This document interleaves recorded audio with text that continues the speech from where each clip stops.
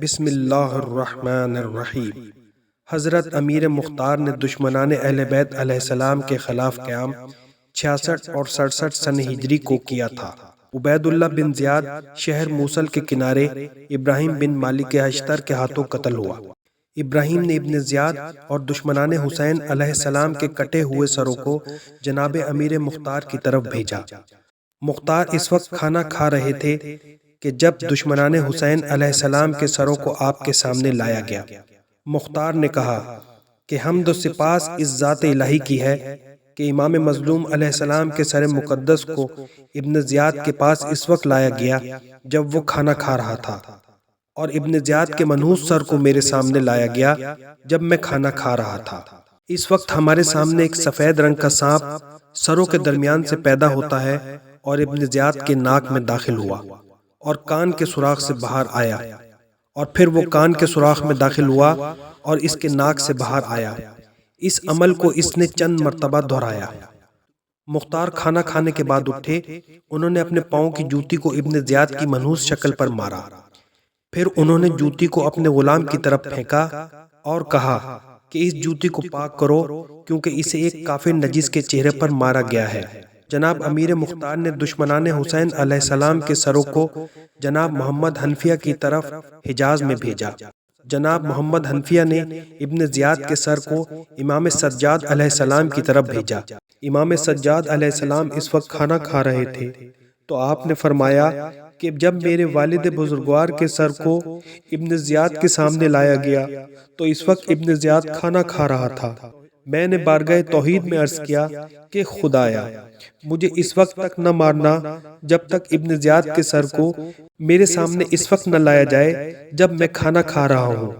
اس ذات کبریا کی حمد و سپاس ہے کہ جس نے میری دعا مستجاب فرمائی ہے۔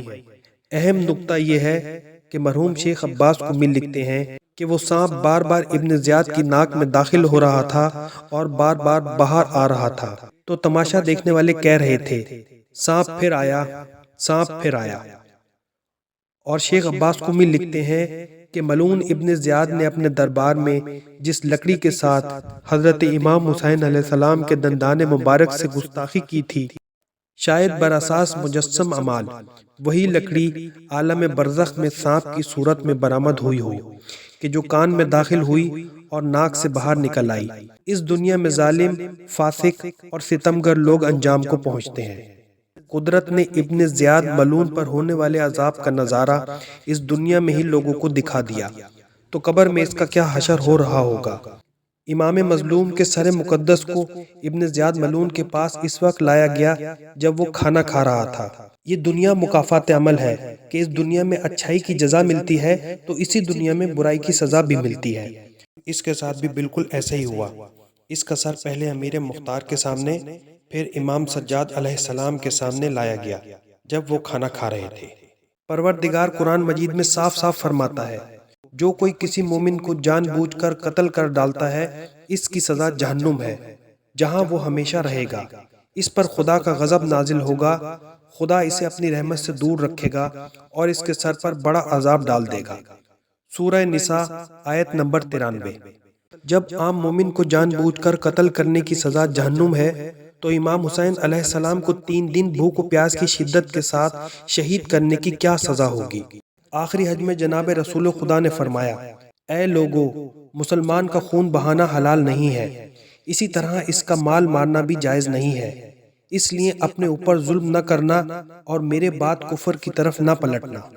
جب رسول خدا مسلمان کے خون اور مال کو محترم قرار دے رہے ہیں تو وہ اپنی آل پاک کے پاکیزہ خون اور مال کے بارے میں کیا فرمائیں گے؟ جیسا کہ آپ صلی اللہ علیہ وآلہ وسلم کی مشہور حدیث ہے، حسین منی وانا من حسین، حسین مجھ سے ہیں اور میں حسین سے ہوں۔ پروردگار سے دعا ہے وہ یزید ملعون اور اس کے ساتھیوں پر اپنا سخت سے سخت عذاب نازل فرمائے جنہوں نے حضرت امام حسین علیہ السلام، ان کے خاندان اور ساتھیوں کو کربلا میں بھوک و پیاس کی شدت کے ساتھ شہید کیا۔ ریاض حسین نے اپنی کتاب برزخ چند قدم پر میں یہ واقعہ تحریر کیا ہے۔ اگر آپ نے ابھی تک ہمارے چینل کو سبسکرائب نہیں کیا ہے تو پلیز اس کو سبسکرائب کر دیں اور مزید انفارمیٹیو ویڈیو حاصل کرنے کے لیے بیل آئیکن کو پریس کر دیں۔ Thank you.